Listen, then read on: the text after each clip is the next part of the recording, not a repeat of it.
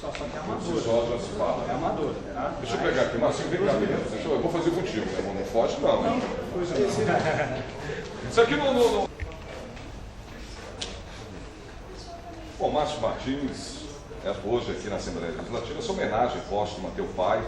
Eu queria que você me falasse um pouco dele e da história dele, esse ativista ambientalista ferrenho que foi teu pai. É tão difícil, né, falar, porque a gente está com muita dificuldade de conviver com essa ausência. É muito difícil. Então, em tudo, a todo momento, a gente lembra de meu pai. Meu pai é um homem de ação, né? Então, palavras difíceis de achar para resumir, né? Aquilo que ele foi para nós como pai e como homem, né? E, sim, eu diria que é um homem ímpar, né? Uma pessoa sem igual, realmente, e um visionário. Acho que a palavra visionário acho que é que melhor traduz aquilo que ele foi, porque há tanto tempo atrás ele já teve enxergou, né, essa questão do meio ambiente. Então, é um pioneiro, né, das questões ecológicas e deixou uma história, né, muito forte, muito viva e um exemplo para que a gente siga, né, as futuras gerações. Deixou um trabalho imprescindível, importantíssimo. Aliás, óbvio, não deixa de ser um exemplo, porque o que fazem, né, para o meio ambiente, as pessoas, o próprio homem, né, é que acaba prejudicando, né, o meio ambiente. Você vê aí essas tsunamis, não sei o que lá, tudo é culpa desse aquecimento global, é culpa do homem. Né? Nós estamos sujando, destruindo a nossa casa, então, aquilo onde a gente vive. Não tem nada mais estúpido do que isso. Né? Então, e ele já atrás, há 50, 60 anos atrás, ele já alertava, né, as coisas que estavam acontecendo e que viriam a acontecer, que a gente está assistindo hoje, que a gente está vendo hoje. Então, a palavra que eu utilizaria é isso, um visionário, né, e um homem imprescindível, né, desses que mudam alguma coisa no mundo e alguma coisa em cada um de nós também. Né, com exemplo, com ação, todo o trabalho que ele desenvolveu e deixou ali de nas palavras. Obrigado. Vem, meu garoto. Não é fácil. Não é fácil, Mas Martins, o outro filho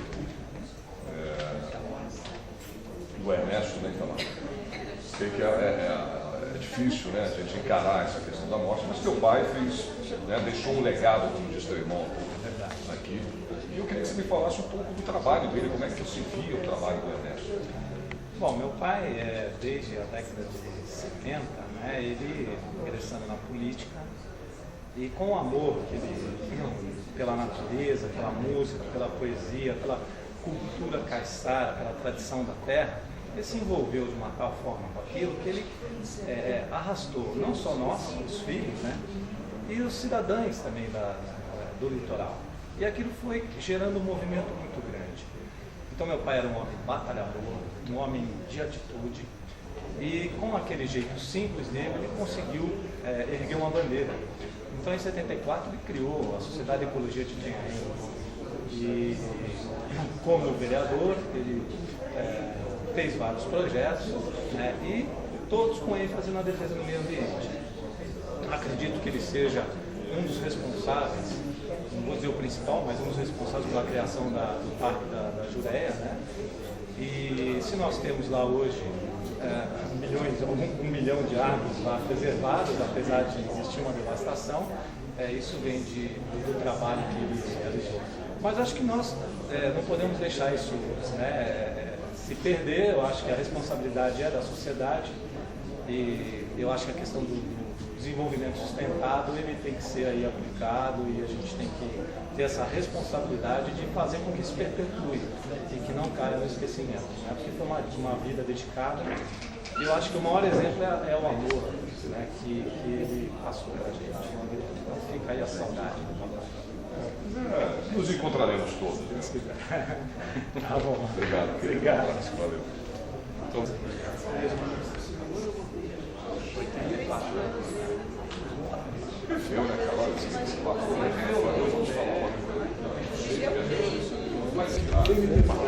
Essa homenagem póstuma hoje a esse grande homem, esse grande ambientalista, né, o Ernesto Zuarg Júnior, que foi um precursor, vamos dizer assim, né, nessa questão ambientalista, a defesa do meio ambiente. Eu queria que o senhor me falasse dessa homenagem hoje prestada a esse homem. Bom, o Ernesto Zuarg, na verdade, ele foi realmente um precursor do movimento ambientalista e das comunidades tradicionais, dos povos indígenas. E, Ernesto, se nós temos ainda preservado parte do Litoral Sul, devemos muito ao idealismo e à luta de Ernesto Zuarg. E a grande participação dele, que impediu, na verdade, a instalação da usina nuclear em Itanhaém. E o grande defensor da estação Jureia, Itatins, são inúmeras ações de Zuarg. Zuarg também foi vereador na cidade de Itanhaém.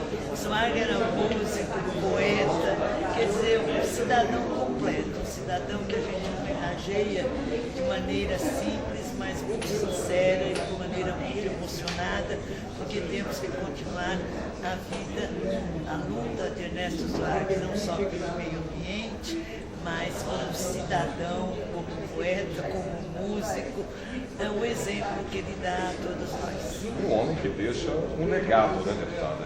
Sem dúvida nenhuma, nós queremos até a estação de Jureia e Itatins, que é a área de preservação, nós estamos propondo até que se dê o nome de estação de Jureia e Itatins Ernesto Zuarg, porque o legado do Zuarg realmente, eu diria que é quase infinito, se nós continuarmos a luta dele. Meu voto da senhora, então, e não me fale nada.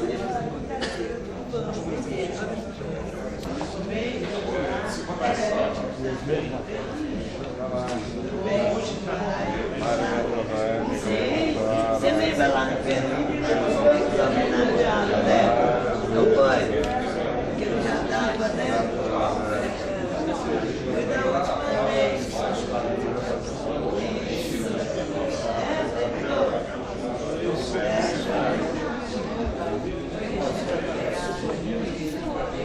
Uma convocação ampla para centenas de entidades do Brasil e temos um número reduzido de pessoas aqui.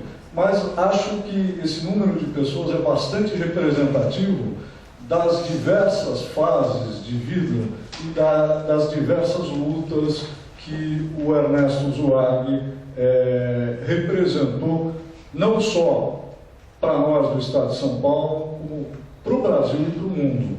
E em diversos momentos difíceis que poucos se manifestavam frente à ditadura militar. Então, aqui na frente o nosso amigo Sérgio Servo da Cunha, que foi um dos maiores lutadores também e que foi grande companheiro do Zuarg em alguns momentos que a gente teve alguns enfrentamentos. Mas eu estou aqui, antes de tudo, para servir de mestre de cerimônias. E eu gostaria de compor a mesa, gostaria de chamar as pessoas para compor a mesa. Inicialmente, eu gostaria de chamar a deputada estadual Maria Lúcia Prandi, do Partido dos Trabalhadores.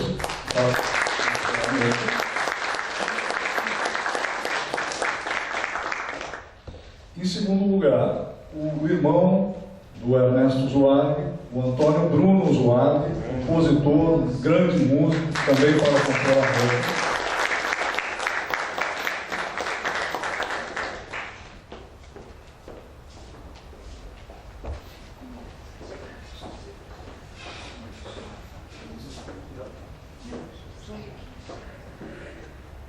Os filhos do Zuarg, o Márcio Zuarg, por favor, a mesa.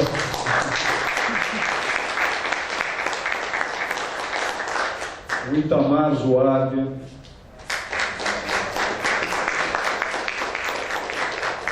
Temos um religioso aqui que representa também parte dessas lutas do movimento ambientalista, do movimento pacifista, o Frei franciscano Alamiro, gostaria que compusesse a mesa.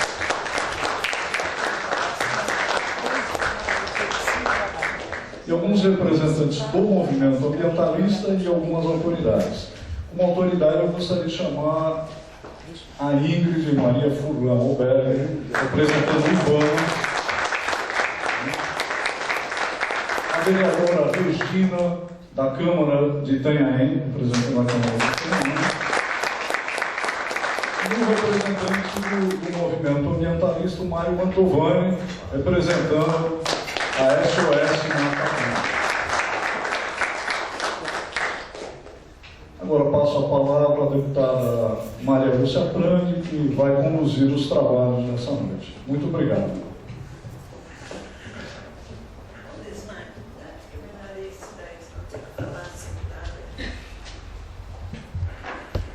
A professora não sabe falar sentada.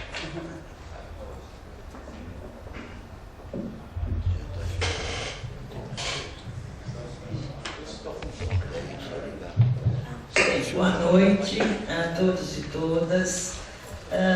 Eu, em primeiro lugar, quero agradecer a atenção, a gentileza da família.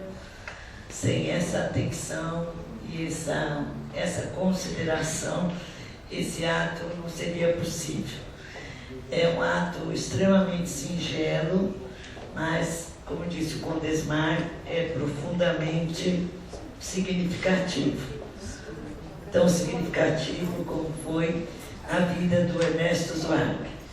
Se nós fôssemos ver, todos vocês deveriam compor a mesa, que todos aqui representam uma história, todos representam uma luta. E durante o nosso singelo ato, nós vamos então abrir a palavra às pessoas que quiserem fazer o seu depoimento. Eu quero citar a presença de José Alberto Pereira, mais conhecido como Sheik, né? Que está aqui como cidadão ecologista, mas é da Secretaria Estadual do Meio Ambiente. Um sonhador, compositor, poeta, como o Antônio Pinho, nosso amigo Pinho, também sempre nas lutas incríveis. O Arnaldo Rodrigues, representando o Instituto de Pesquisa de Ecologia Humana. O Sérgio de Alitac, da Fundação Henrique Ball, do Partido Verde Alemão. A Monéia Ribeiro, que representa neste ato o deputado Fausto Figueira. Companheiro Luiz Antônio, da Executiva do Partido dos Trabalhadores de Itanhaém. O João Correia dos Santos, do Movimento em Defesa da Vida. O Rolando Robelém, representante da Prefeitura de Cubatão, nesse ato representando a prefeita Márcia Rosa. O Nilton Tato, que continua a sua caminhada no Instituto Socioambiental, com uma atenção bastante especial, nosso grande amigo, companheiro, grande jurista, ex-prefeito de Santos, o nobre Dr. Sérgio Cérvulo da Cunha, que também muito nos honra com a sua presença, e todos vocês, como eu disse, todos são extremamente importantes. Nós recebemos algumas justificativas, como do Marquito Duarte, presidente do Sindicato dos Urbanitários, pelo não comparecimento, da vereadora Thelma de Souza, e muitos companheiros e companheiras ligaram, alguns estão a caminho, ligando toda hora, se der possível chegar a tempo, principalmente alguns jornalistas como Clóvis e outros, tendo em vista o tempo, né, que está bom aqui em São Paulo, mas que na Serra está horrível. Bom, eu vou iniciar uma pequena, se é possível traduzir em palavras, né, a vida do Zweig. Eu acho que é impossível, mas a gente vai fazer algumas referências à história dele que nos foi passada pelo filho, certo? A quem eu peço licença para poder ler. Então, singela homenagem póstuma, né, ao nosso querido Ernesto Zuarque, um dos maiores ambientalistas do século XX. E que esse não seja um momento triste para nós, apesar da profunda saudade que já sentimos. Que seja um momento que possamos relembrar suas lutas, sua determinação, sua coragem e resgatar seu exemplo para nele nos espelharmos. Ernesto Zuarque, ativista, impetuoso, defensor das matas, dos índios, das comunidades tradicionais e da liberdade.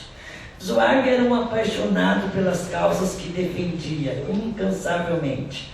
Foi um guerreiro sem armas, pacifista na luta por um mundo melhor. A nossa sensação é de um vazio. É Parnapuã fermoso, é praia brava bonita. Quantas vezes sua voz entoou esse grito de guerra na imensidão verde da Jureia que ele tanto defendeu. Então recebi do Márcio, seu filho, Márcio Zuarque, um relato belo e apaixonado, como um filho pode fazer. E vou ler na íntegra o seu relato, viu, Márcio? Ernesto Zuarque Júnior nasceu em Piracicaba, São Paulo, a 29 de julho de 1925, filho de Ernesto Zuarque e Simodocéia Galhardo Rocha Zuarque, a Pedrinha, neto de Emil Bruno Zuarque e Bárbara Tereza Zuarque, a Bete, e de Antônio Ferreira Rocha Nobre, o Totó Nobre, e de Filomena Paula Galhardo Nobre.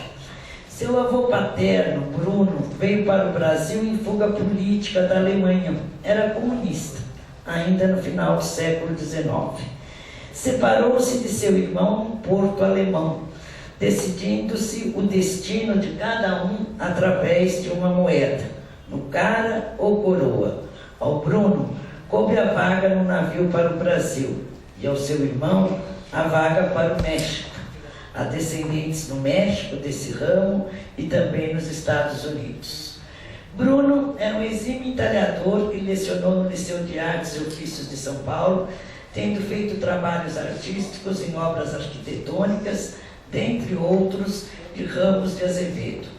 Vários entalhes nas entradas dos casarões da Paulista eram seus. Seu avô materno, Totó Nobre, empreitava instalações de fazendas pelo interior de São Paulo. Diziam na família, com certo exagero, que teria cerrado metade da Mata Atlântica paulista. Talvez este seja um dos motivos pelos quais seu neto preservacionista se propôs a salvar o que restou. Seu pai, Ernesto Zuarque, dentre outras atividades, foi diretor da Companhia Belgo-Mineira, possuía uma fábrica de bicicletas na Rua Frei Caneca e presidente do Clube de Cultura Física de São Paulo, Clube Alemão.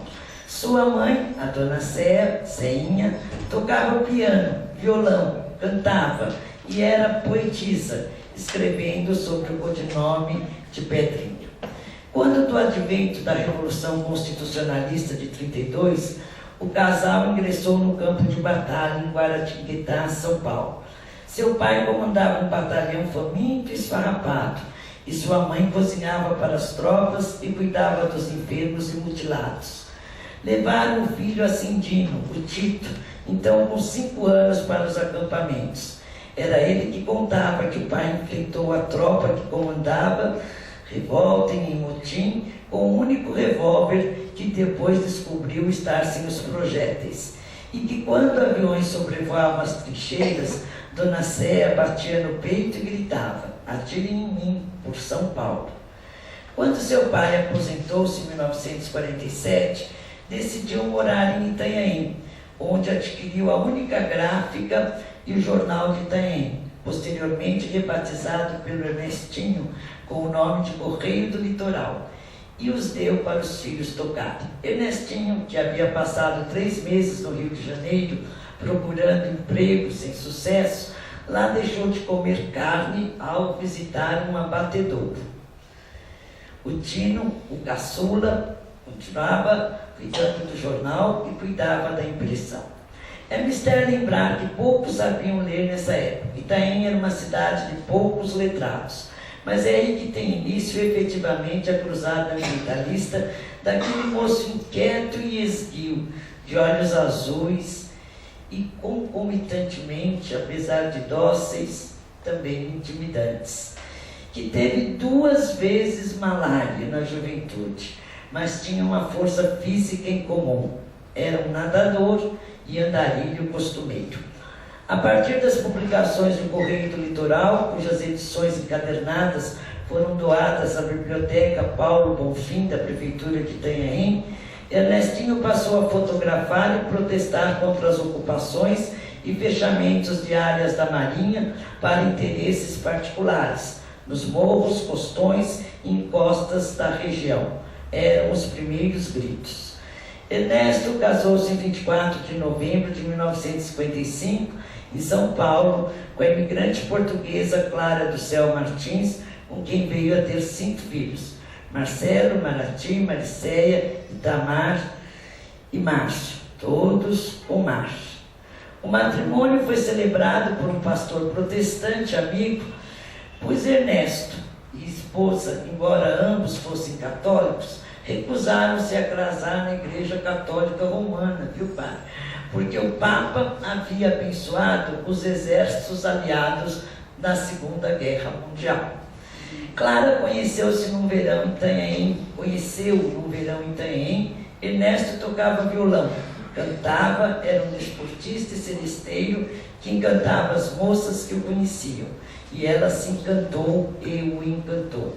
Clara é um capítulo à parte. Gostava de cantar fados e ingressou no conjunto de Jacinto Figueira Júnior, o homem do sapato branco. Embora seu pai gostasse de música e tocasse violino, era um homem rude. Não sendo costume na época que moças de boa família se tornassem artistas, não teve dúvida. Tirou a filha aos tapas do palco no momento da estreia. Clara deixou de cantar antes de começar. Mas estudou inglês, trabalhou na Sears com os americanos, fez cursos de taquigrafia e datilografia, foi a primeira professora do bairro da estação de Camboriú, em Itanhaém. E taquígrafa, profissão rara, tendo prestado serviços às câmaras de Peruíbe, Itanhaém, onde se aposentou, Mongaguá, Praia Grande, Cubatão.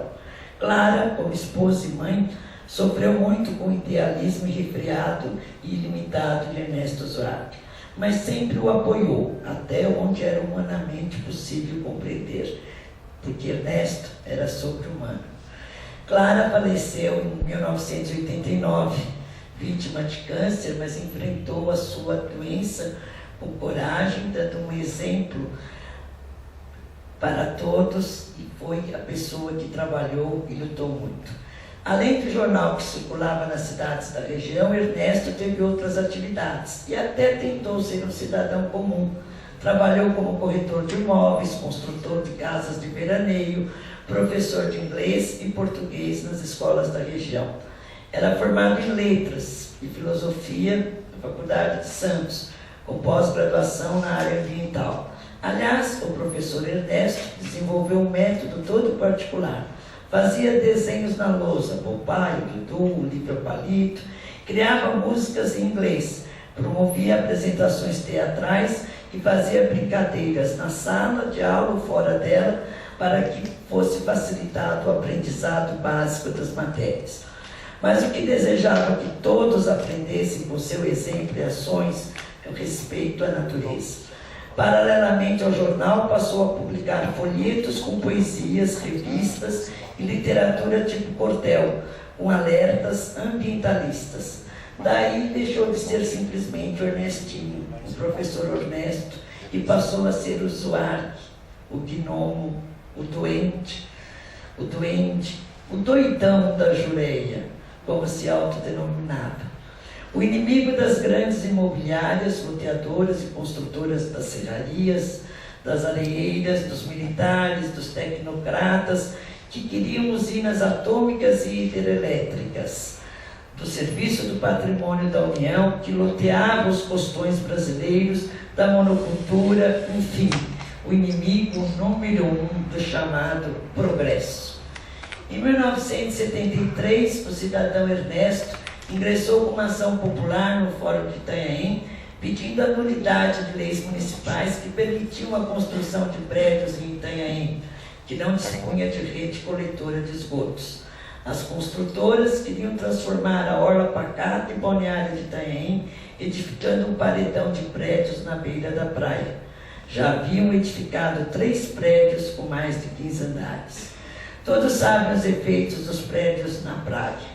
Todos sabemos dos esgotos despejados nas águas em que se banham os turistas, a barragem da brisa marítima aquecendo as temperaturas das regiões de trás dos prédios e a sombra nas tardes encobrindo as areias e a água do mar afastando as pessoas desse lazer. Mas o ar, que enxergava a vocação turística e balneária de Itanhaém, uma cidade de belas praias, linda história e um rio maravilhoso e viscoso, não se intimidou pela pressão sofrida e obteve a primeira sentença pró-ambiente do Brasil.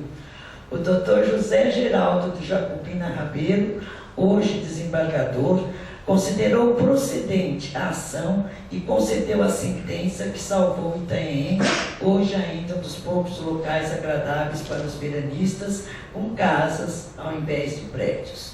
Os irmãos Antônio Bruno, músico por profissão, né, Bruno? Que teve canções gravadas por Marisa, Angela Maria, Jamelão, Calbi Peixoto, Francisco Petrônio, dentre outros. E Ascendino, o Tito, funcionário do Fórum de Santos, também médium e escritor de livros psicografados. Eram seus parceiros musicais. Junto com eles, Ernesto Zuarque Júnior compôs músicas de cunho ecológico, que retratavam as belezas da região e alertavam os perigos da devastação. A canção Saci, gravada pela dupla Cascatinha e Ana, chegou a ter uma versão francesa. A música Tabu, do Tino, foi a trilha sonora de um filme na década de 50. Antônio Bruno ganhou uma edição de um festival em São Paulo, na década de 60, e é coautor do primeiro hino oficial de São Paulo Futebol Clube. Viu? Pode falar para o deputado Fausto, que é São Paulino de coração. O primeiro long play dessas parcerias foi gravado em 1973, tendo como intérpretes o conjunto de irmãos cegos, os titulares do ritmo, e a cantora de voz cristalina Rosali, ex-secretária da Cultura da cidade de São Paulo. Trazia músicas como O Trenzinho da Ana Costa, O Correio de Guape, hoje cantadas nas escolas públicas e que traduziam as belezas regionais. Em 77, o segundo disco, talvez pioneiro, com canções ecológicas e de protesto, Mar Fechado, Os Gnomos e o hino oficial de Santos, Santos Poema, com arranjos de Moacir e Itiberê Zuarque. Este Itiberê, do grupo de Hermeto Pascoal, que posteriormente incluiria suas canções no disco Só Não Toca Quem Não Quer, da gravadora Som da Gente. Alguns compactos simples e duplos com músicas misturando a cultura caiçara com a ecologia, como Engenho Doido, referindo-se às usinas. Meu Barco, sobre o progresso e o fim da cultura caiçara. E Rio Ribeira, que enaltece a beleza da vida simples do ribeirinho. Um terceiro disco lançado em 1983 em Santos, no Bar da Praia, e nós estávamos lá, nos contemplou com canções como Serra da Jureia, Pantanal, O Índio. Registre-se ainda uma coletânea lançada pela Prefeitura de Itanhaém, quando era prefeito o advogado João Carrasco, amigo de Zuarque e itanhaense apaixonado. Zuarque foi vereador em Itanhaém, de 1969 a 1972, de 78 a 81 e de 82 a 88, pelo MDB, naturalmente, o atual PMDB, e depois também foi pelo PSB. Em seus mandatos, foi dos vereadores que mais apresentaram trabalhos e não se limitava à sua circunscrição. Enviava ofício à Câmara dos Deputados, ao presidente da República, trouxe o embaixador russo a Itanhaém, em plena ditadura militar, para inaugurar uma placa pela paz mundial no Ano Internacional da Paz, em 1979. Nesse ano, Zweig promoveu uma campanha postal pela paz mundial, enviando cartões preenchidos por seus alunos às embaixadas e consulados do Brasil e aos chefes de Estado de vários países, pedindo paz em vários idiomas. Esse feito foi noticiado por muitos jornais em várias partes do mundo. Participou de inúmeras palestras, simpósios, congressos, esteve sempre presente às tribunas, apresentando propostas. Zweig promovia todos os anos, desde o final da década de 60, passeios a pé e com bicicleta de Itanhaém a Iguape, passando pelas praias da Jureia, levando a família, os amigos, alunos, índios e caiçara. A Leda foi a vários desses passeios, assim como o Condesmar, muitos de nós, alguns passeios sob chuvas torrenciais. Né? O duro era levar o santo, né? Que tinha que chegar em Iguape inteiro, né? Muito bom, isso mesmo.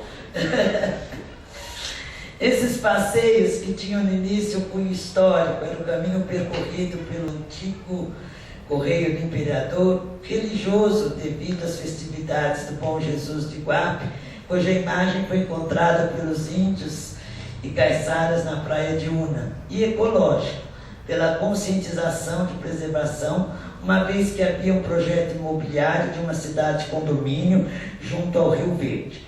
Em 74 houve uma grande caravana com a presença de TVs, da Globo, da Tupi, muitos órgãos da imprensa, e a repórter da Globo, desavisada, veio de sapatos com salto alto. Sofreu para andar os 57 quilômetros de percurso. O Trocin, quando do fechamento da área pela Nuclebras e depois pelos órgãos oficiais do meio ambiente, promovia esses passeios pelo fim do projeto atômico e pelo direito de ir e vir, pelo exercício da cidadania.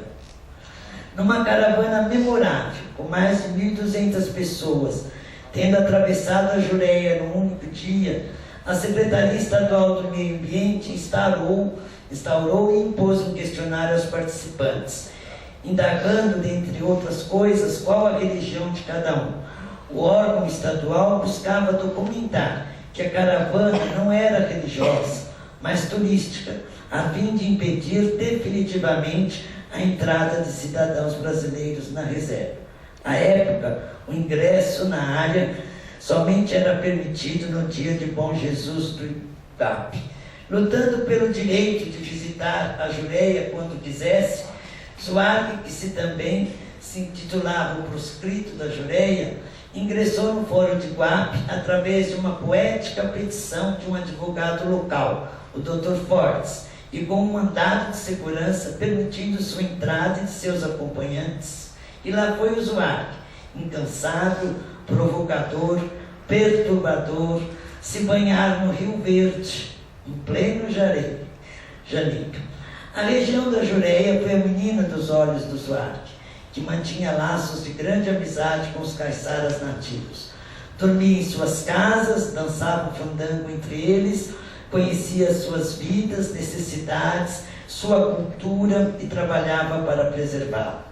Foram os caiçaras que avistaram os primeiros piquetes demarcatórios das áreas das usinas e denunciaram o Zweig, que imediatamente chamou o fotógrafo, ainda jornalístico, o Araquém Alcântara, que cobria a área. O Araquém, Condesmar, nos comunicamos que ia fazer o possível para vir. Araquém ficou ali um mês e obteve um precioso material fotográfico documental que veio a mudar sua vida. Tornou-se o maior fotógrafo de natureza do país, publicando livros inigualáveis daquele precioso ecossistema. Zweig denunciou as usinas e movimentou a sociedade local fazendo manifestações, passeatas e carreadas, muitas delas eu fui, com faixas, cartazes, manifestantes travestidos simbolizando a morte, réplicas das torres de usinas nas carrocerias de caminhões, fazendo muito barulho. Chamou a atenção de todos. Muitos observadores e políticos perceberam o momento histórico e se tornaram ambientalistas, e alguns realizaram trabalhos importantes e valorosos como usuário. Num protesto em frente ao hoje desativado Hotel Glória, onde se reuniam os pró-usinas em Peruíbe, houve repressão policial e seu filho Itamar chegou a ser interpelado pela autoridade por perturbar a ordem pública. Um estudante empunhando uma bandeira, não a do Brasil, mas a da cidadania e da defesa da terra. Pátria é a terra e não o Estado, defendia Zuarque. Enquanto o fantasma das usinas estava passando, Zuarque vislumbrou. E depois? A especulação imobiliária voltará. Então não teve dúvidas. Foi à casa de praia do Dr. Paulo Nogueira Neto, em Itanhaém. Na época, o secretário do Meio Ambiente sequestrou, colocou num avião monomotor e o fez sobrevoar toda a região do Jureia. Dr. Paulo ficou encantado, impressionado com o que viu. Era urgente preservar aquela costa verdejante, intacta, de riqueza biológica incomensurável. Dr. Paulo, homem prescindível, convencido dessa importância, deu o segundo passo e obteve o necessário tombamento do maciço da Jureia junto ao Condevale, feito que culminou com a criação da Estação Ecológica de Jureia e Tatins. Zuarque não parou. Em 86 tentou uma vaga à Assembleia Legislativa, junto com o então candidato a federal, Dr. Roger Ferreira, e obteve 12 mil votos.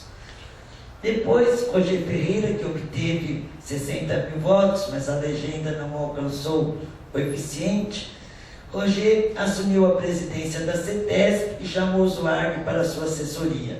Zuarque havia sido sondado para a gerência regional de Santos, mas não era técnico ou administrador.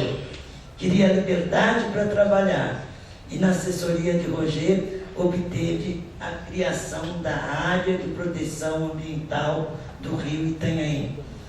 O rio, junto com seus afluentes, possui cerca de 300 quilômetros de curso d'água, ao qual Zuarque denominava de Pequena Amazônia Paulista, em cuja foz se situa o Parque Municipal de Sapucaitaba, local da Pedra do Espia, protegido pela imagem de São Francisco de Assis, patrono da ecologia, feito em fibra de vidro pelo artista plástico egípcio Alberto Fará, radicado em Itanhaém. Nessa época, Franco Montoro visitou Itanhaém e o prefeito pediu-lhe apoio para um candidato a deputado estadual local, ao que o ilustre senador respondeu: para que vocês querem um deputado se vocês têm o Zuarque?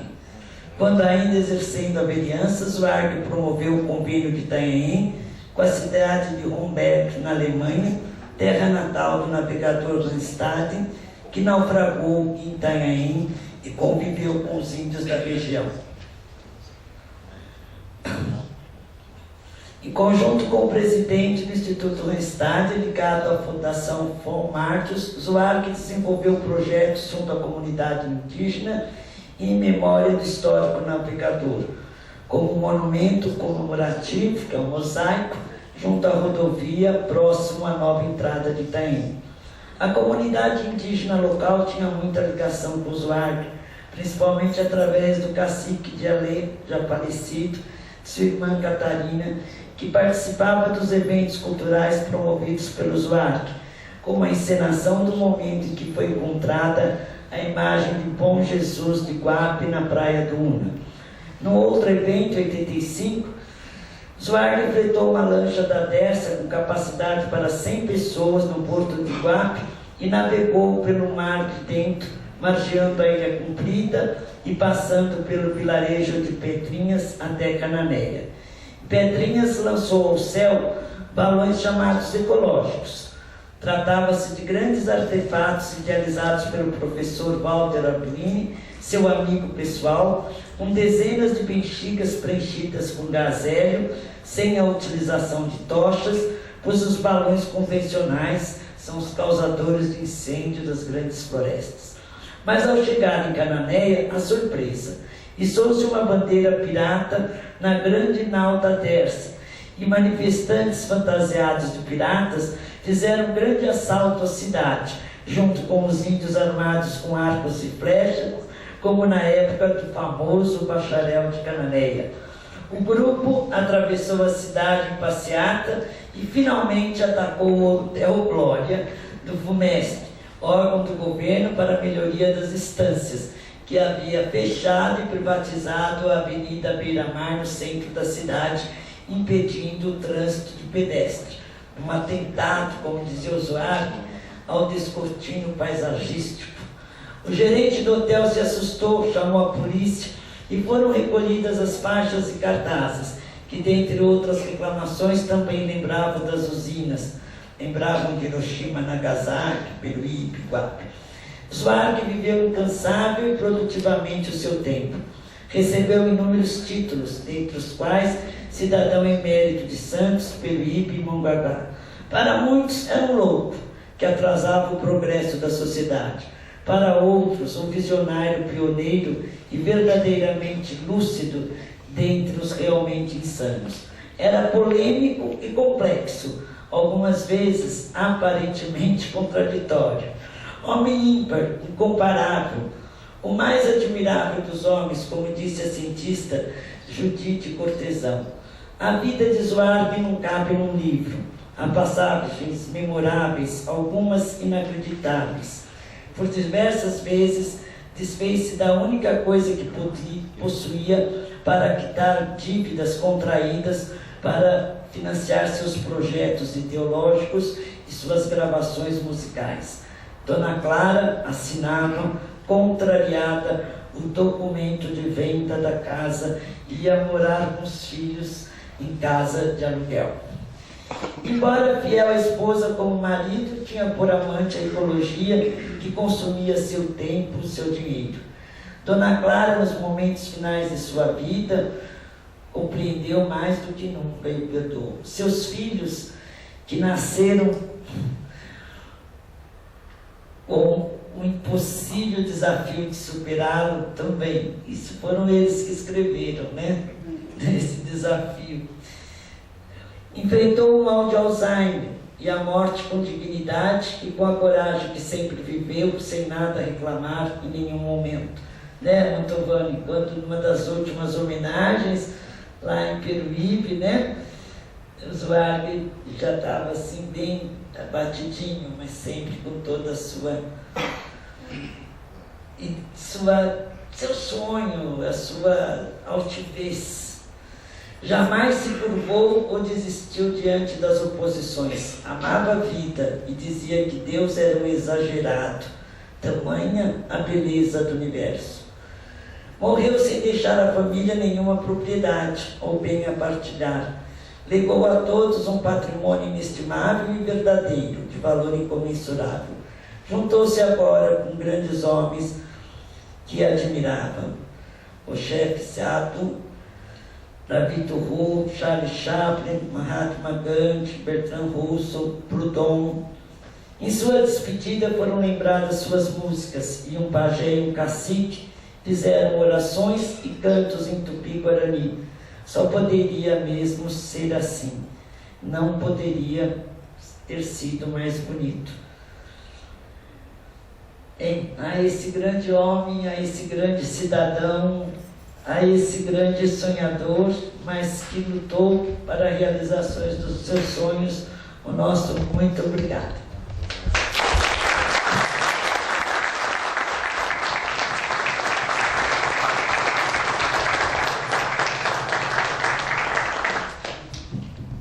Agradeço mais uma vez a família por essa deferência, né?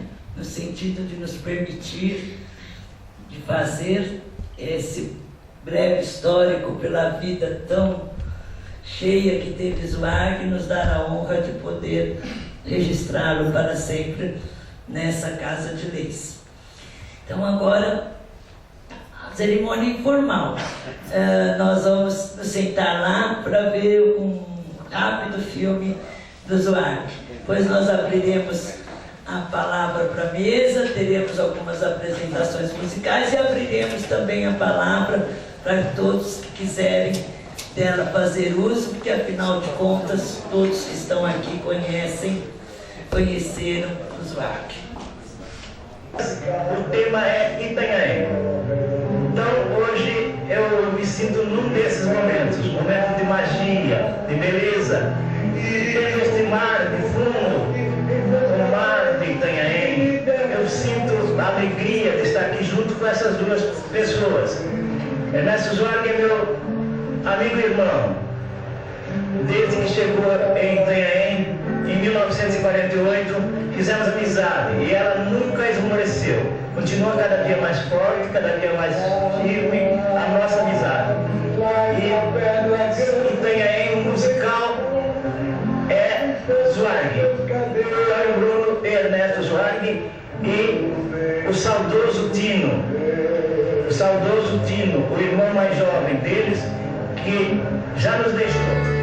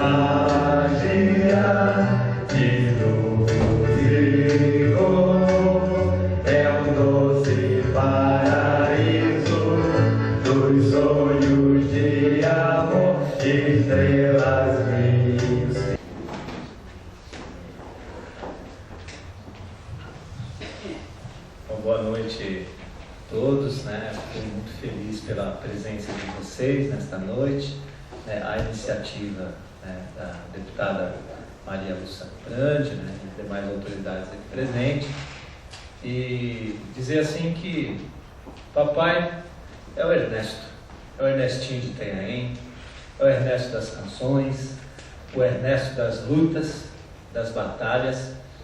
E essa é a herança que nós, filhos, recebemos dele. O amor, é o amor pela vida, o amor pela paz e pela natureza. E cabe a nós, não só nós, os filhos, mas nós, todos cidadãos, brasileiros, né, não só brasileiros, mas todo ser humano, defender o que nos resta de meio ambiente, o que nos resta de água, o que nos resta de árvore, o que nos resta de céu e de nuvem. E essa responsabilidade, né, tem que ser compartilhada no nosso dia a dia. Então sejamos unidos para que essa luta, esse exemplo de vida de uma pessoa se distribua, né, por nós que ficamos aqui, né, e que a gente possa defender esse restinho de planeta que ainda nos cabe. Obrigado.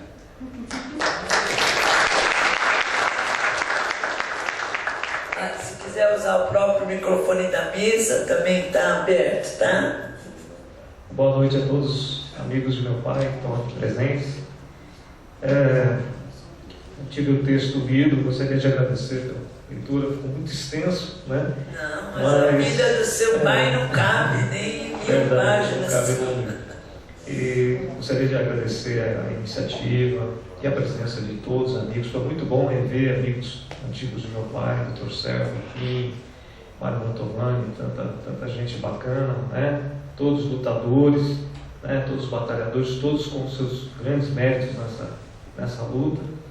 E difícil falar, acho que eu consegui talvez melhor escrever, falar assim é difícil.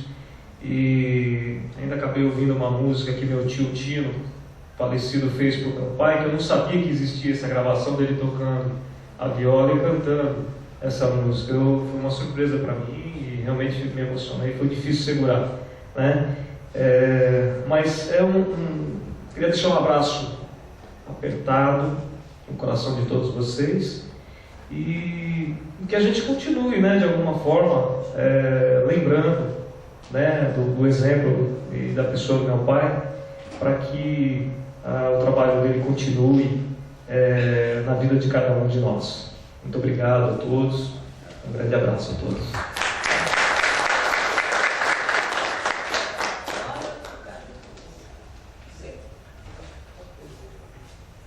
Então vamos primeiro ouvir os outros, aí a gente põe o teclado, né? Ele vai tocar. Frei Alamiro. Se eu quiser usar esse. Boa noite a todos e a todas. Eu já conhecia algumas coisas do Ernesto, mas hoje, ouvindo esse relatório, vendo o filme, eu acho que eu estou usando uma roupa que ele deveria usar. Eu vi nele muita semelhança com Francisco de Assis. Ele se casou com Clara, né? A mãe de vocês. Francisco tinha também uma amiga chamada Clara de Assis. Ele afirmou que Deus... Sol e irmã Lua, né? Exatamente. Francisco e Santa Clara. E seu pai afirmou que Deus exagerou quando criou tanta beleza. E infelizmente nós não apreciamos essa beleza como eles apreciaram, né? Seu pai e Francisco de Assis. Então realmente vi que é uma figura dessas que de quando em quando Deus coloca no nosso meio. Quando em quando surge uma Mahatma Gandhi, um Francisco de Assis, um Ernesto Soares.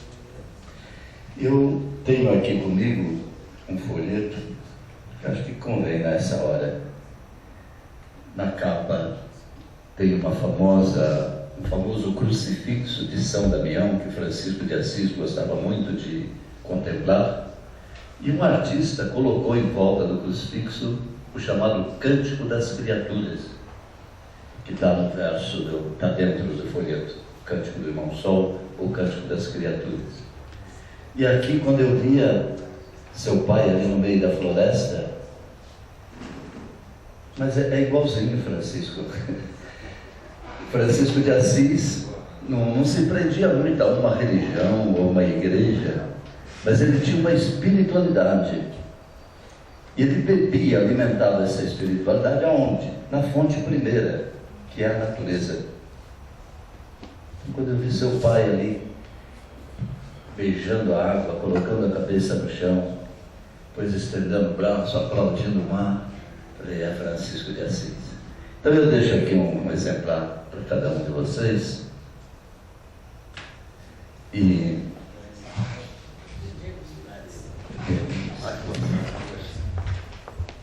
deixo também um convite para o dia 27 de outubro, das 10 da manhã até as 20 horas, vamos armar uma tenda da paz lá no Largo de São Francisco e ficar um dia cultuando, orando por uma cultura de paz. Começaremos com a universidade ali, a faculdade de Direito, e às 20 horas vamos convidar todos os moradores de rua ali do centro, milhares, para assistir um filme, aquele novo Planeta Terra, Nossa Casa, Então estão convidados em algum momento, se não puder participar o dia todo. Muito obrigado. Nós que agradecemos, né, o Frei Elamírio, e acho que no filme o Zweig fala uma coisa para nossa reflexão, né? Quando ele fala saudade e esperança. Eu acho que é todo o sentimento que nós temos aqui hoje, né? Saudade dele e esperança, né? De podermos continuar e o mundo compreender melhor. Agora a Ingrid que tem a difícil tarefa, né, Ingrid? E o faz com muita competência e seriedade, em nome do Estado, defender a natureza, né, Ingrid? Todas as dificuldades que isso representa. Para mim, aqui na realidade, é um privilégio, porque eu, diante do usuário e dos amigos aqui que enfrentaram diversas batalhas com ele, eu sou uma mera aprendiz, estou aqui. É uma honra poder estar bebendo das águas aqui do usuário de hoje à noite, e que ele nos traz esse ânimo de não nos acomodarmos, não é mesmo? Porque hoje em dia a gente está num momento histórico em que nós vemos uma falta de rebeldia saudável, uma falta de idealistas, e o usuário faz alimentar a utopia de todo mundo. Então ele está aí vivo, né, em todos nós, e que nós possamos manter essa energia, não nos acomodarmos e levarmos a nossa utopia adiante, acreditar que a gente pode construir um mundo melhor, né? E só para concluir, eu lembro quando eu assumi o IBAMA em Santos há 6 anos atrás, na loucura de um monte de coisa para fazer, uma demanda que não sabia nem por onde começar, eu lembro que recebi um envelope grossão. Isso há 6 anos atrás, eu nem sei se foi o usuário ou algum amigo dele que mandou, mas eu recebi um envelope muito grosso, em que trazia várias histórias de Itanhaém, denúncias e vários livrinhos de cordel escritos pelo usuário. E teve um que eu adorei, do Jeg Ski. E o Jeg Ski eu passei a chamar de Jeg Ski. Meus filhos hoje em dia todos falam, oh, Jeg Ski, mãe! Então o Jeg Ski virou famoso lá em casa. E eu tenho ainda hoje, assim, os papéis a gente vai guardando, né, nas prateleiras, mas lá continua até hoje, há 6 anos ali na minha pilha principal ali na mesa do IBAMA, está lá os cordéis do usuário. E justamente para a gente se lembrar e saber que a gente precisa manter isso, não podemos nos acomodar nesse sistemão, a gente sempre tem que ter essa bandeira de levar uns barcos piratas, né, por aí, para mostrar que nós podemos fazer as coisas mudarem. Então eu espero que a gente consiga, de repente, todo ano estar aqui revivendo o usuário para nos alimentarmos dessa fonte, né? E parabéns a todos aqui que lutaram com ele. Eu só estou aqui aprendendo. Obrigada, Ingrid, você, né, faz um trabalho belo e difícil, a gente sabe disso, mas esse teu sentimento de amor pela natureza que fazem de você, né, essa técnica que é.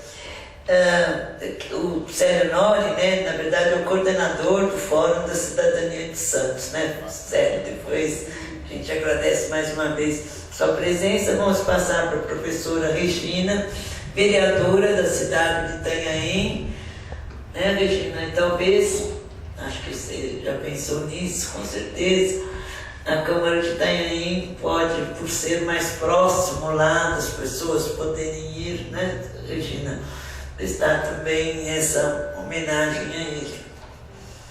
Boa noite a todas e todos. É uma alegria para mim estar aqui compartilhando com todos essa homenagem ao Zweig.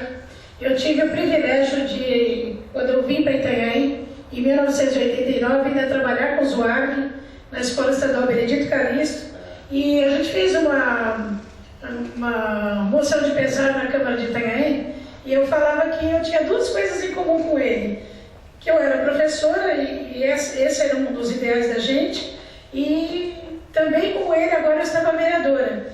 E que, assim, uma das maiores coisas, o mais emblemático para mim, é descobrir que o Zweig foi a pessoa mais importante para que a gente não tivesse uma usina nuclear lá no município de Peruíbe, na Jureia.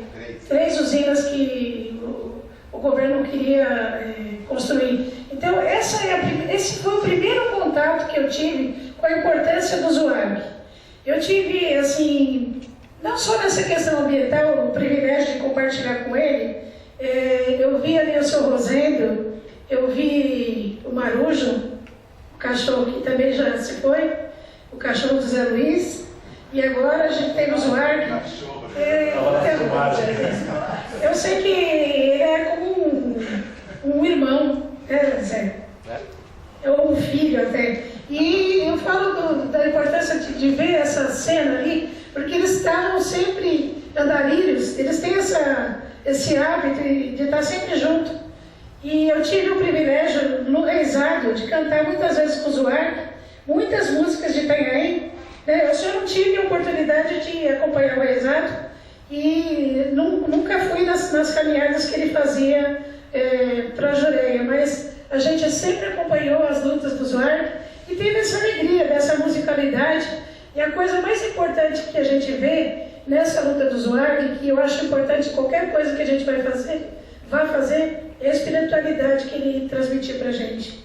Então, assim, eu espero que nós de Itanhaém e os amigos todos possam estar repercutindo essa força que teve o ZUARC nessa luta toda e que a gente possa estar, assim, marcando alguma atividade lá para Itanhaém e refazendo o convite aos colegas aqui.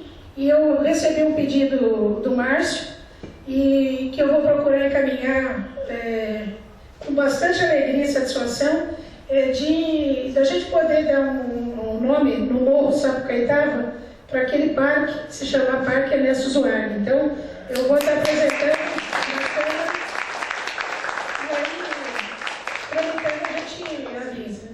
Ele merece. Parabéns.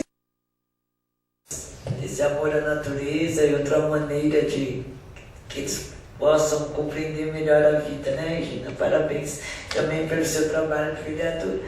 E o nosso amigo, grande amigo do ZUARC, o Mantovani, do SOS Mata Atlântica.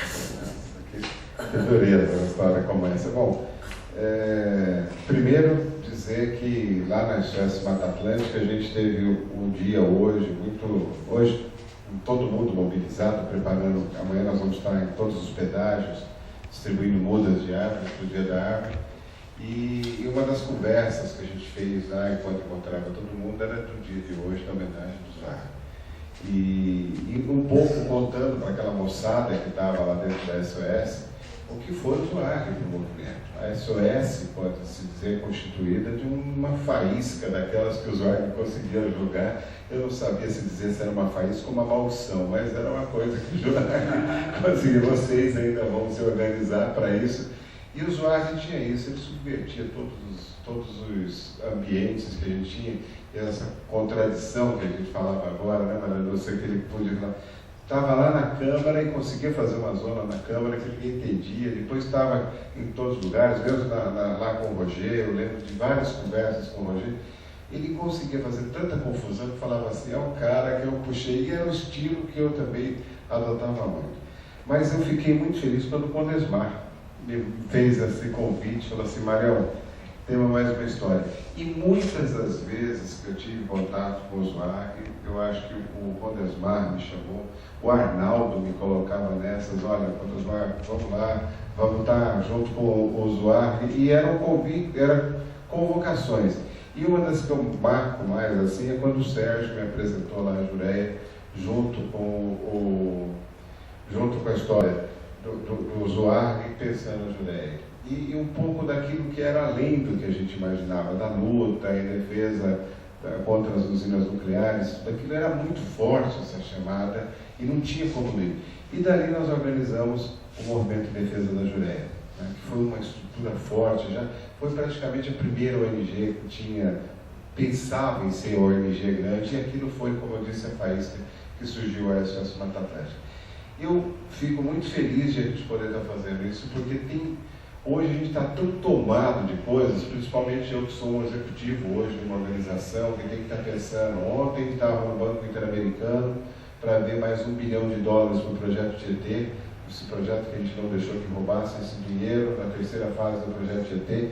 De manhã vendo o zoneamento da cana no Brasil, e aqui eu lembrava, enquanto falava do ZUARC, de um amigo que foi ao limite da subversão, da transgressão, o Francelmo que botou fogo no corpo na luta contra as usinas nucleares, contra a usina da Bodoquena, e lembrando nomes que ia passando aqui, coisas, tudo isso ontem a gente fazendo, mas ali na hora de ver aquela solenidade, a Dilma falando sobre zoneamento, sobre meio ambiente, será que essa mulher não se toca, não está falando nada aqui, né? Deixa que as pessoas que lutaram para eles falar. E foi até constrangedor aquele momento antes, foi horrível. Os 4 de conseguirmos aí o zoneamento econômico e ecológico da cana foi muito bom, mas uma coisa descentrada, o ministro falando sobre o carro alto polui, uma coisa que você falava assim, que mundo é esse? E aí você chega aqui, fala do zoneamento, aí a luz, aquele ponto de luz que a gente precisa para se apegar. Por que eu estou fazendo essa loucura, imitando as reuniões, sai de um lugar, vai para o outro, depois à noite com o pessoal aqui no clube falando sobre o dia do Rio Tietê, na terça-feira a gente invadir lá as marginais, fazendo um monte de coisa, e a gente precisa de ter aquele momento, o equilíbrio, né? Que não era usuário, incrível, mas essa faísca, é o DNA, é a coisa que promove a gente. Você tem que ter alguma referência, né? Como a gente busca em São Francisco, como a gente busca na fé, essa referência, busca em pessoas também. E eu acho que é isso que ficou muito forte. Eu hoje estava muito feliz contando assim, os momentos, hoje nós vamos lá nos encontrarmos, eu encontrava nossos amigos, porque era isso que também o usuário conseguia fazer com que a gente encontrasse. E todo mundo se tornava amigo. Quem estava carregando o santo, quem estava abraçando árvore, quem tivesse ali virava amigo, virava irmão. Isso era uma coisa forte, era uma característica do usuário. E eu me lembro de coisas fantásticas, de não se intimidar com nada, de transgredir, de ir à frente, de não ter dificuldade, de superar tudo, mesmo quando ele estava com as primeiras dificuldades, já com a manifestação da doença, e a gente olhava, você já nem conseguia ver aquilo, porque o usuário já estava de novo engendrando alguma coisa, vamos fazer, vamos acontecer. Então eu fico muito feliz, eu falo aqui como quem está na SOS Mata Atlântica, que hoje contei essa história lá para aquelas pessoas, alguns talvez nem tenham entendido, mas falassem, do que esse louco está falando? Eu ainda dizia, olha, eu quero que joguem minhas cinzas, se é que sobrar alguma, lá no Rio Verde. Aí o Belô, não, você vai poluir esse rio, coisa desse tipo. Mas o Belô hoje estava lá com um evento marcado com os voluntários, hoje é o dia que recebe voluntários da SOS, pediu também para que eu fizesse essa menção aqui. E ficava aparecendo papo de tiozinho conversando lá dentro da SOS, contando história antiga. Mas não é história antiga, é a história do movimento, é a história de uma luta e de as pessoas que começaram a falar meio ambiente naquela época, que ninguém imaginava que hoje fosse ser moda, fosse ser tudo isso que virou. Nós somos os precursores e o Zuac, como o Sérgio mandou no e-mail para mim, foi o nosso professor.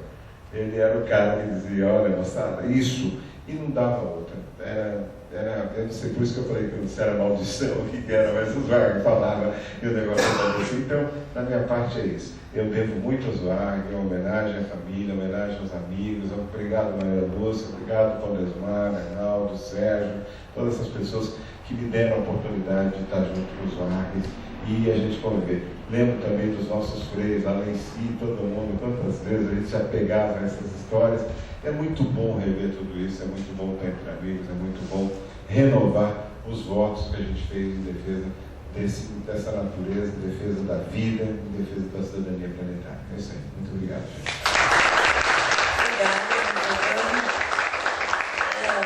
Agora eu queria combinar com vocês, se a gente ouve um número musical e depois as pessoas, vamos dar alguns minutos, as pessoas que quiserem se manifestar, afinal de contas estão todos aqui, né, para homenagear o Zuac. Como que a gente organiza? Peço ajuda aqui da família. Acho que podia discutir quem quiser. As pessoas poderão, não precisa nem se inscrever, né? Eu acho que levanta a mão, pega esse microfone sem fio, se posta ali para que todos possam ver. A gente só solicita, assim, na questão do tempo, né? Que as pessoas possam transmitir a sua mensagem. Diversas cenas, diversas coisas que a gente viveu juntos e muitas lutas. Eu olhando o Sérgio Serra, que foi uma das primeiras coisas que eu lembrei hoje quando eu estava aqui, uma das últimas caminhadas que a gente fez, das grandes caminhadas, porque houve outras com menos pessoas, acho que foi em 1990, a gente conseguiu congregar um número muito grande de pessoas, de movimentos, de pessoas em torno do direito de ir e vir, como o Zweig pregava. Logo na hora que chegamos, havia um número muito grande de pessoas e jovens e tudo mais, como foi dito, muitas vezes mulheres com salto alto, coisas assim. Mas quanto a gente vai ter que andar a pé? O Zweig falou, olha, vai ter que andar bastante, vai ter que andar uns 40 quilômetros. E o primeiro que se apresentou foi o Sérgio Serra. E aí tinha uma garotada ali, e havia muitas lideranças nacionais, até conhecidas fora do Brasil, e o Sérgio Serra falou, não, eu vou chegar primeiro. Aí todo mundo riu, né, porque tinha uma garotada ali, e o Zweig falou, não, eu não sei se vai ou não vai, vamos disputar. Quando chegou do outro lado da Jureia, pouquíssimos tinham conseguido, mas o Sérgio foi o primeiro a chegar num grupo que tinha mais de 1000 pessoas. E eu não sei como ele conseguiu. Estava o Maurício Val, estavam lideranças do Brasil inteiro. Veio um rapaz que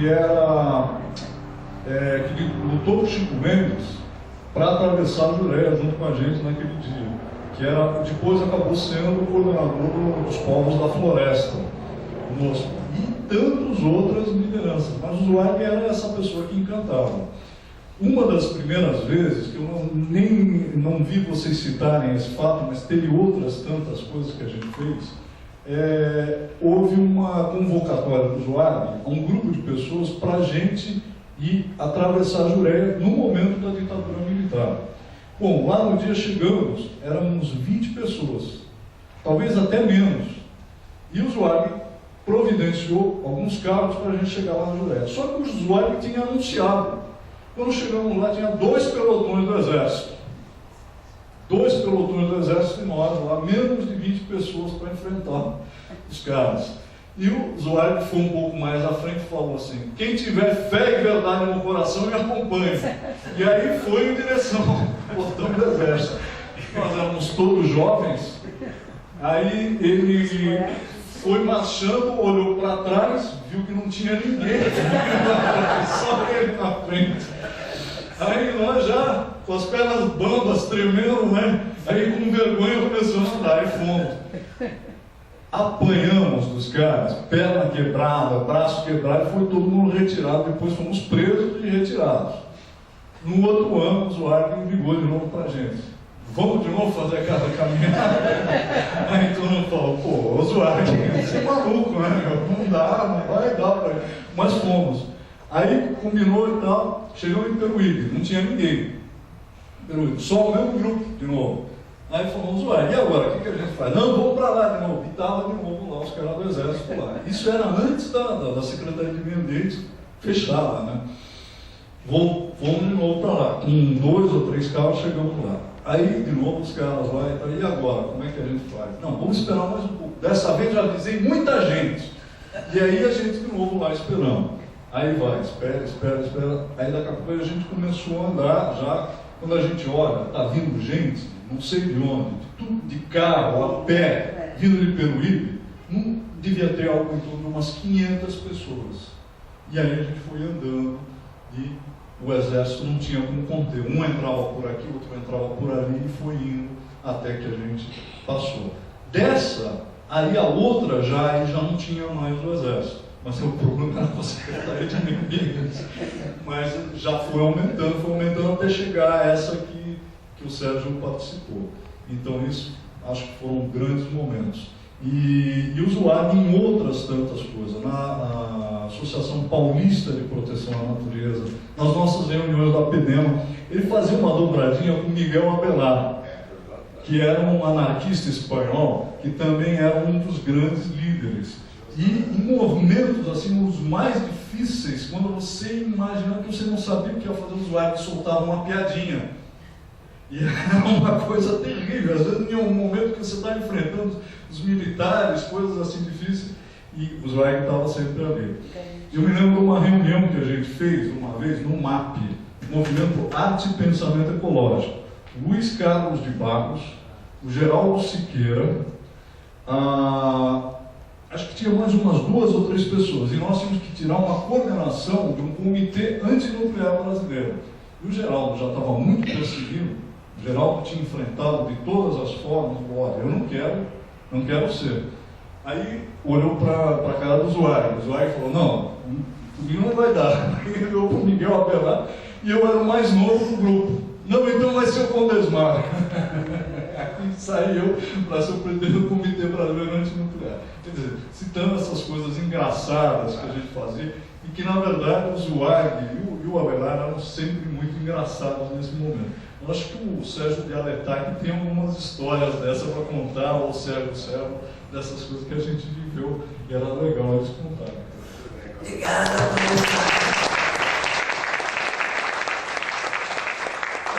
Tem uma virtude que eu admiro muito, que é a generosidade. Mas o Zweig, ele não era generoso, ele era para lá de generoso. Ele era efetivamente doidinho, mas doidinho com muita imaginação. Eu lastimo muito não ter morado em Itanhaém, porque se tivesse morado em Itanhaém eu teria frequentado mais e teria conhecido o Zweig, talvez tanto quanto eu gostaria. As ocasiões em que nós nos íamos era quando ele ia a Santos e ele ia no meu escritório. Eu me sentia honradíssimo com as visitas dele. E eu tinha vergonha de dizer para ele como eu estava honrado, porque eu achava que ele era um gigante. E geralmente ele ia para conversar comigo sobre ações populares e etc. Eu sentia decepcionado, porque ele esperava de mim muito mais do que eu podia dar, porque com o judiciário que nós temos, o advogado pode dar muito pouco. Mas eu me sinto muito feliz, felicíssimo de ter conhecido o Zweig, o pouco que eu conheci. Ele sempre ia me comunicar, ele ia me comunicar as ideias que ele tinha, nós vamos fazer isso, vamos fazer aquilo, e sempre estava cheio de ideias, né, de coisas para fazer. De modo que eu fiquei muito agradecido pelo convite da deputada Maria Lúcia, muito agradecido pelo convite do Condesmar. Eu estava viajando, estava fora, só soube do falecimento dele quando cheguei em Santos, de modo que esta, então, eu considero uma oportunidade de nós prestarmos, não uma homenagem merecida pelo Zweig, evidentemente ele merece muito mais do que isso, mas para dizermos o quanto eu, pelo menos, fiquei feliz e contente como ser humano por ter conhecido um homem com essa dimensão.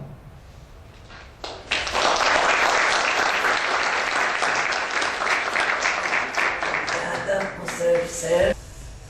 Bom, então, que tal ouvirmos agora, Pinho, uma música sua, depois uma do Bruno, depois a gente faz o encerramento. Vamos primeiro ouvir o Pinho, Bruno? Pode? Encerra a música. Então estou propondo que a gente. O Pinho, certo, depois encerra. O Bruno encerra depois. Certo. Vou contar só uma historinha. O mesmo cara que trouxe o Henri Thoreau, porque ele trouxe a Astrid Cabral lá no Portuários, né? A grande tradutora do Lago Alden. E o mesmo cara que trouxe o Henri Thoreau, no dia 5 de outubro de 1988, quando foi promulgada a Constituição Brasileira, em homenagem ao capítulo do meio ambiente. Vejam, nós saímos a pé lá da Biquinha, né? Eles vão andar a pé, é verdade mesmo, então, andava mesmo a pé, saímos da Biquinha e fomos até Iguape, com a bandeira do Brasil, a bandeira de São Paulo e a bandeira de Itanhaém.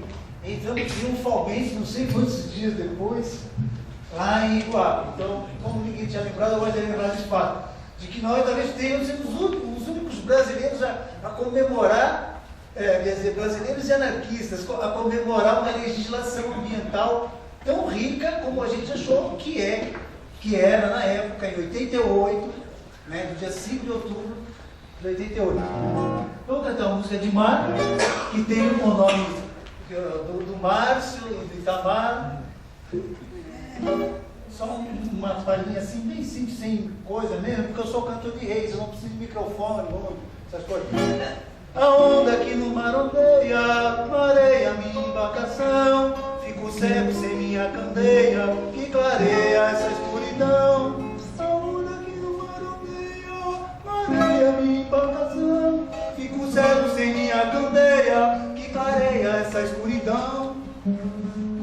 Sentado no bico de proa, a luz é da lua cheia, a ceia é manteiga e broa, minha cama tábua de canoa. Sentado no bico de proa, a luz é da lua cheia, a ceia é manteiga e broa, minha cama tábua de canoa. Ai, ai, ai. Agora quem no mar semeia a veia de seu coração, pleiteia um lugar na areia, como pedra rolada no chão, como pedra rolada no chão, como pedra rolada no chão. Neste sol, neste céu, neste mar, neste chão. A onda que no mar ondeia, mareia minha embarcação, fico cego sem minha candeia, que clareia essa escuridão. A onda que no mar arrebenta, entende logo se desfaz, traz os sonhos que sozinha inventa, e lamenta não ser mais audaz. Sentado num bico de proa, a luz é da lua cheia, a ceia é manteiga e broa, minha cama tábua de canoa. Sentado num bico de proa, a luz, essa que é tanta, ilumina a água benta boa, multiplica a comida santa. Ai, ai, ai.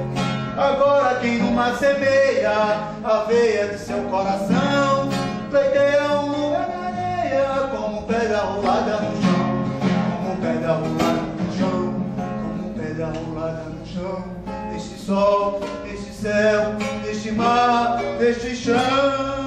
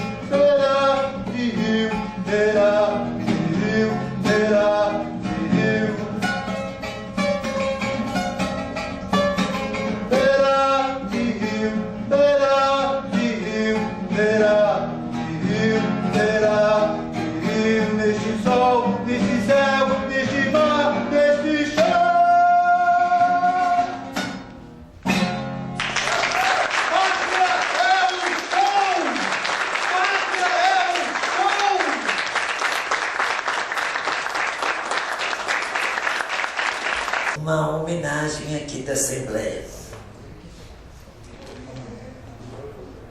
Que é melhor nas cabras lá. Né?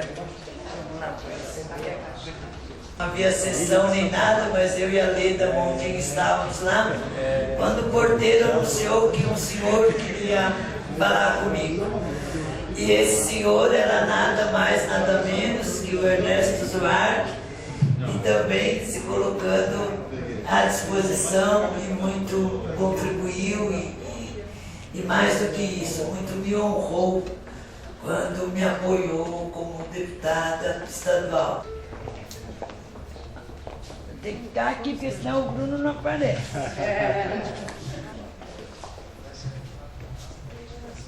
Bem, então, de maneira bastante singela, né? Em nome da Assembleia Legislativa, Ernesto Zuark Júnior, guerreiro na defesa do meio ambiente, pacifista na luta por um mundo melhor, filósofo, músico e poeta, corajoso, incansável e impetuoso na defesa da cidadania, Homenagem póstuma da Assembleia Legislativa de São Paulo, 18 de setembro de 2008, Maria Lúcia Prante. E buscamos uma foto do Zuardi, que tentamos aqui, ele apontando para a Juleia. Então,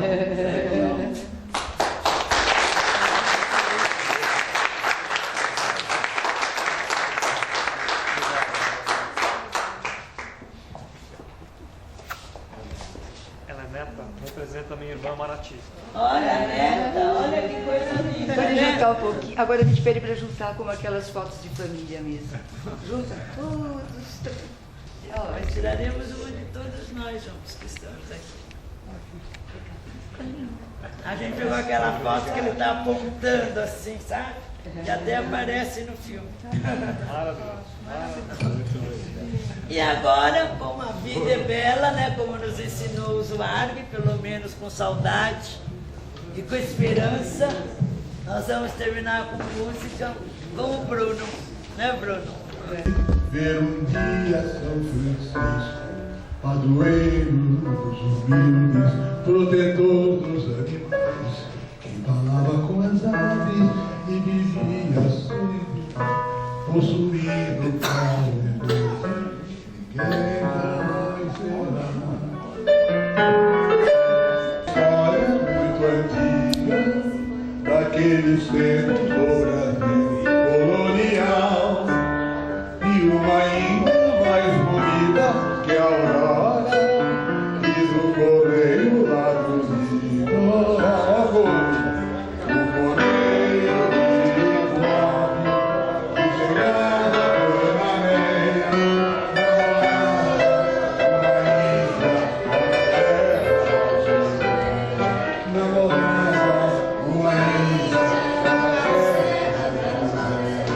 saía de São Vicente, derivava pra Maré, praia grande, baby, percorria praia grande, baby,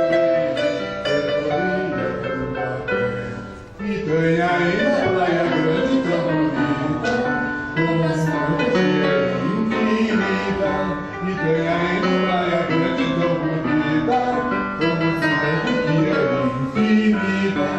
vai chegando na Jureia, que nas nuvens se escondia, só faltava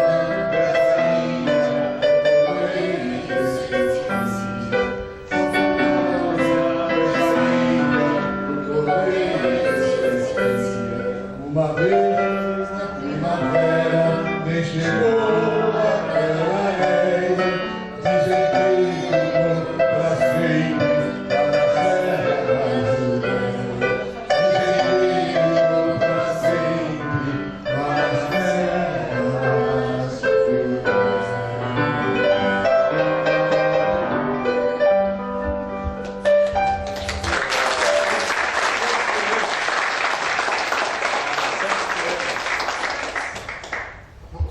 O Santos Poeira, que agora tivemos a alegria imensa de ter sido escolhida como o hino da cidade de Santos. Isso, no dia 7 de setembro, no desfile oficial, já foi cantado.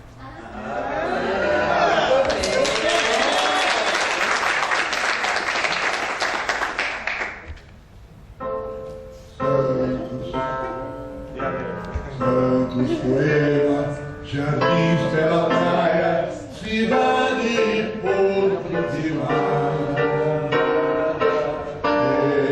Aventura das naves estranhas, na barra esperando adentrar. Morros, varandas alegres, cobertas por moradores.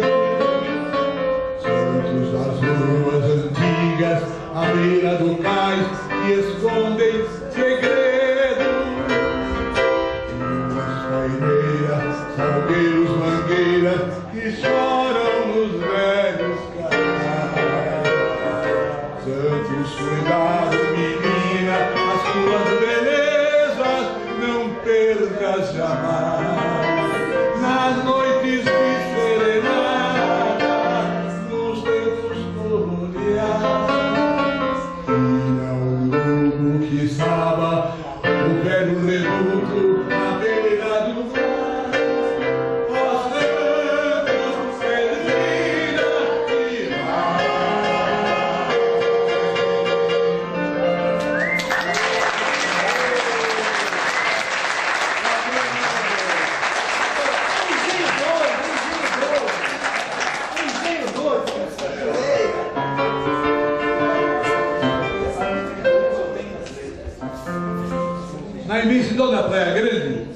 detalhe que a serra chega à beira-mar, depois ela se afasta outra vez. Então tem aquela planície imensa, em Mongaguá.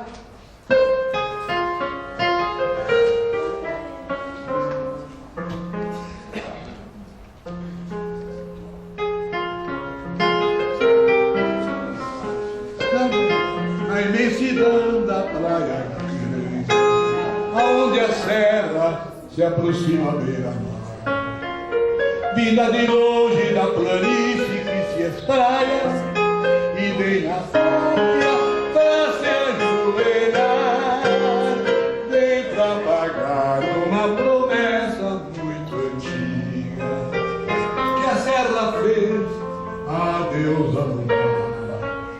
Traz em seu bojo as águas de uma cachoeira, traz as andas, traz as flores, entregue em Mongaguá. E quem quiser ser mais feliz em seus amores, venha logo, traga flores e entregue em Mongaguá.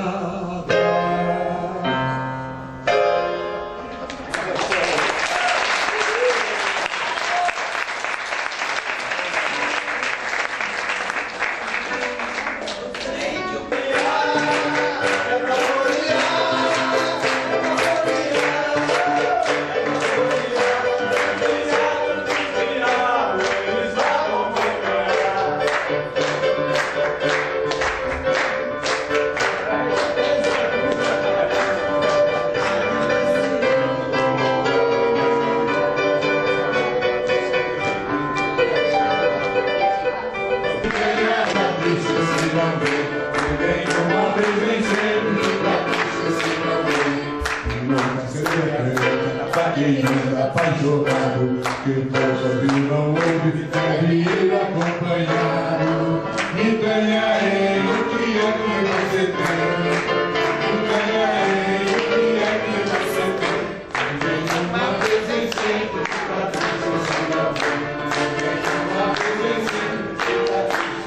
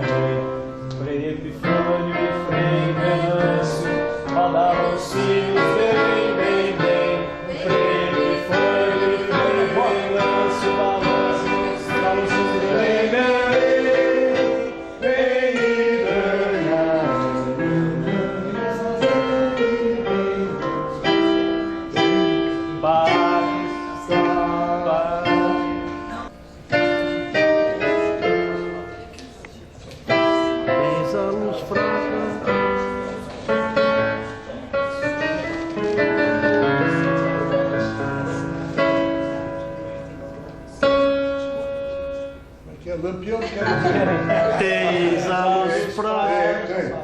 Tens a luz fraca, lampião de querosene. Só ilumina as chapelas do sertão. Mas pesado a mansão aonde outrora iluminava o casal do salão. Assim também ó lampião de querosene, eu vou vivendo nessa triste solidão. Só a saudade persistente magoada é que ilumina o meu pobre coração. Tenta luz fraca, lampião de querosene, só ilumina da tapera do sertão. É desprezado nas mansões onde outrora iluminava o calor em salão. Trabalhador é sagrado, se ele não trabalha, ninguém pode pra virar.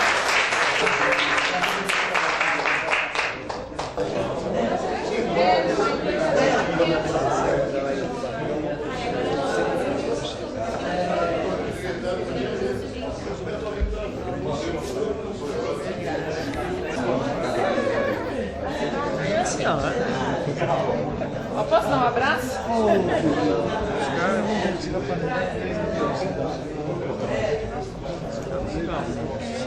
Sim, a gente sempre conversou.